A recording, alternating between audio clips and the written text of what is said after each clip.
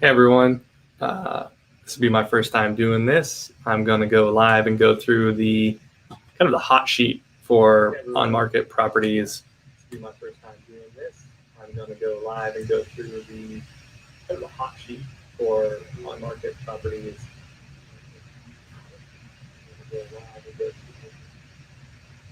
How about this? No echo here.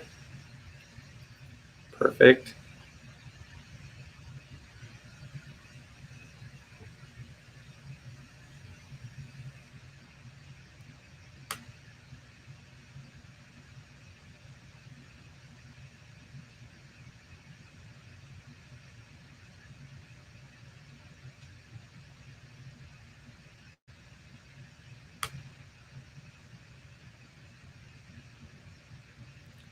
Here we go.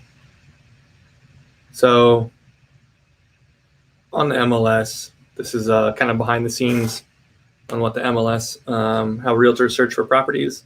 And this is kind of how I set up filters for everybody. Let's see here. So one of the things I'm going to do is I'm going to go through the last 7 days, the multifamily properties, what's new, and I'm just going to do a brief overview. I'm not going to get into a lot of analysis, just an understanding of, to get a grasp on what's come on the market, what's sold, what's pending in the last 7 days. And so I'm just going to start with new listings. We've had 13 new listings the last 7 days, and that's much higher than what we've had in the past. And as you can see here, you got some not Polk County. So this is a couple out of county properties, but ultimately one of the things I wanted to do here was to show, let's see here. So active, we got number of units over here. We got the style here. Sometimes you have gross rental income.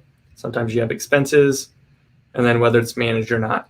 I would say the majority of the time, realtors do a less than stellar job filling out the units, the style, the gross rental income, and the management. Quite frankly, I don't know why management matters, but it is what it is. So last 7 days, and we're going to see these on a map. So just let's get a perspective of on a map where our property's being listed.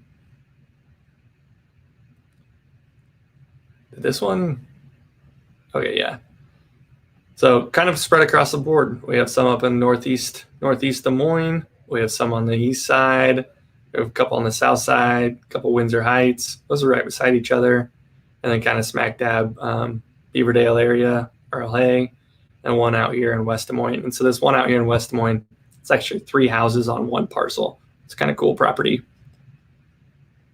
So it gives a perspective of what's come on the market the last 7 days. The price range is 170, 169 up to 538. And again, this 538 is actually 3 different houses. You can see there. Let's see what else stands out. These gone active. There isn't a lot that stands out when it's new unless you dig in. So let's do a quick walkthrough.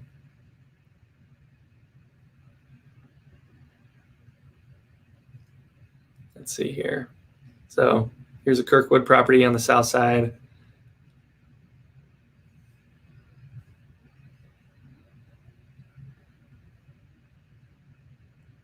And then here's one out in Newton. We're just going to skip past that.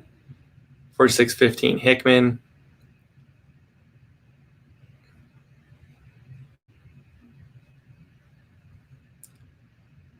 East 16th. That's an interesting address. Like they wrote it wrong. Now I'm curious. So we're going to go in here.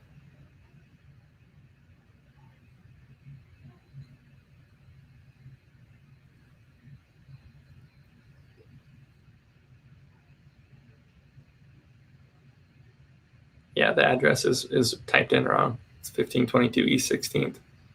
Why that would say 16, I have no idea. Got 102, 104 East Emma. So there's one seller, this person right here, James Bibble Revocable Trust, listed 2 or 3 properties, maybe more.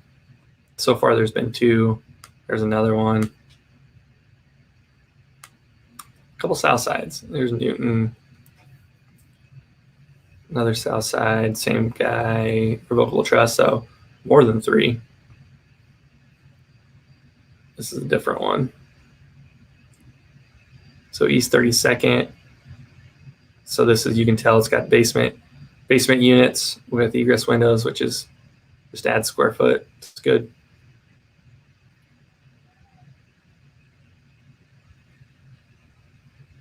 Here's a big, I walked this one actually. It's really a beautiful property, just really choppy and interesting. And here we have 7201, 7203 Forest Court. Here's another James Revocable Trust. They listed quite a few properties.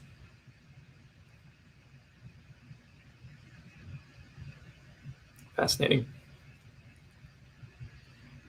Okay, back to the hot sheet. So next thing on the hot sheet I'm going to go over is the back on market. So what properties were listed, taken off the market, whether they sold, whether they had a price decrease, whether they expired and then brought back on. This property is one that's been on for quite a while. Yeah, 50 days. Yeah.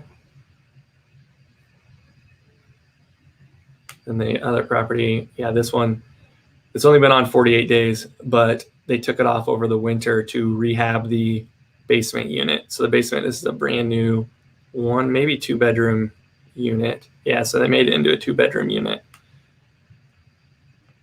I mean, it's literally brand new. Had to be all, this might be speaking out of turn, but it should be all permitted. So that's good. But anyway, back to the hot sheet. So that was back on market. So we're going to do price decreases. Which properties, multifamily properties out there had price decreases? So as we just saw this one, price decrease. That was a pretty good decrease too. 269 to 250, that's $19,000 decrease. It was listed prior to the bottom unit getting rehabbed. It was listed at 165 or 185, I believe. So it gives you a perspective of just what they think it's worth, I guess. Here's Ames. I'm gonna skip that. 23rd Street in Des Moines.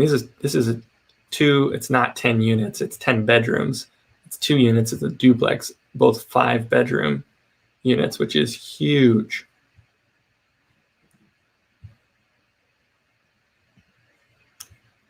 Then we have Fort Dodge. We'll skip through that. Okay, so those are price decreases. Now we're going to do price increases, skip, pending. So what went pending over the last 7 days? So this is 6 days on the market. This 130 East McKinley went pending at 195. Well, it's 195 is the list price. We won't know what the final sale price was until closing, and I'll show you that in just a sec. So it's got 2 bedroom, or it's a duplex, 2 bedroom units. Let's see if they have any gross rents. Taxes look a little low from what I know. Yeah, it doesn't say gross rents unless I missed it. Oh yeah, 850 and 675. That's interesting. Both are 2 bedrooms, and one's getting 850 and one's getting 675. That means that 675 probably could be closer to 850. But that's I mean, there's no 1% deal right there. If you think about it, think about that. Newton, we're going to skip. East 9th Street went pending. So it was on the market for what, a week? Yep, 8 days. Gross rents $2,300, and it's selling for, well, its list price is $260. I'd say at 8 days it probably didn't sell for $260, but we'll see what that number ended up being. East 29th, this was listed at $220. I walked this. This is a nice property, very nice property. Not updated, but just well kept. I was very, very impressed with it. Okay, and we'll go to, so that was pending. Now we'll go to sold. This is my favorite because this gives you the best idea of where the market stands and what people are buying things for. So you got to think this is sold in the last 7 days. So what that means is it probably went under contract 45 to 30 to 45 days ago, maybe 60. So just know that's the market was a month and a half ago, as opposed to what the market is right now. So what I look closely at is days on market. So this is likely a pocket listing. So yes. So agent listed it and sold it all in the same 24-hour sale. So this, I would not consider this a market comparative because you have no idea what the situation was. I mean, you have no idea. You know it wasn't cash because it doesn't say cash, but you just never know with those. And I've done a few. It's just hard telling. So you can't really gain much input, in my opinion. So 67th Street in Urbandale. This is a house in a flood zone. I believe they probably bought 2. Yeah. Yeah, that makes sense. So you're probably buying this one, and then there's one right beside it. Same owner had for sale. And so what's that? 385 divided by 2 is going to be what? 192? Is that good math, bad math? Yeah. Anyway, it's right around that 190 mark is probably what it sold for, maybe a little below. Here's a property. It's a big property. 6 units on Pleasant Street, Des Moines.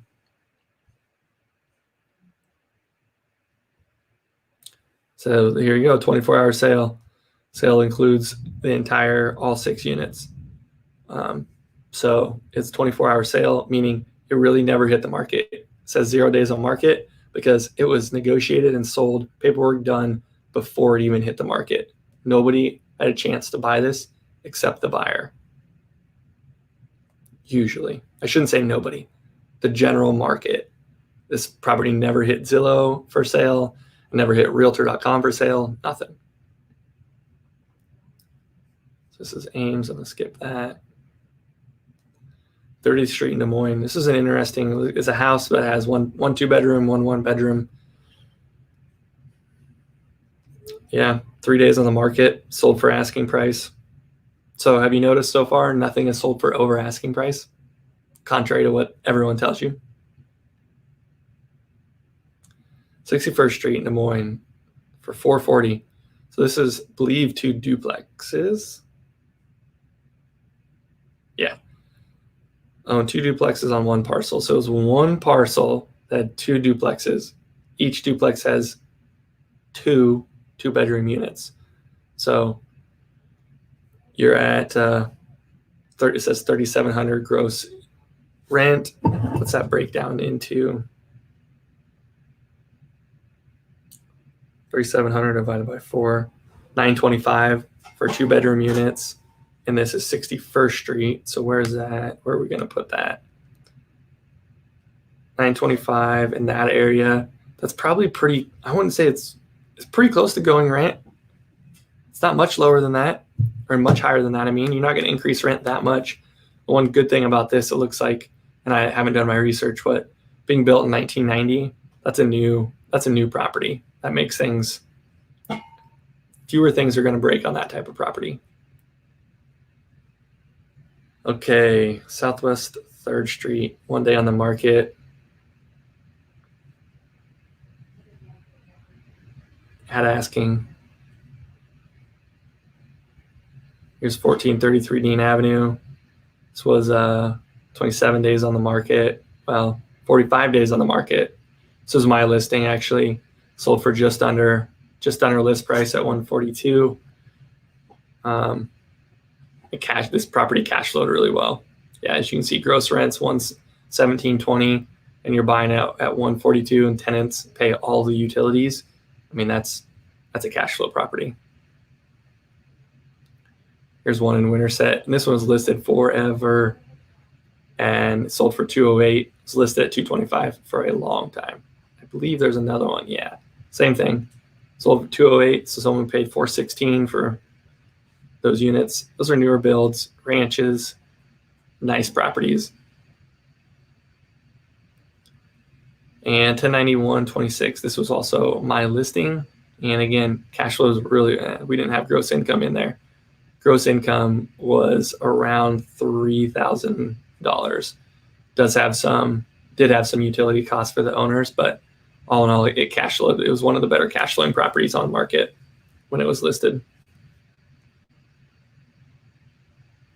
Okay, that's sold. And what else do we have in here?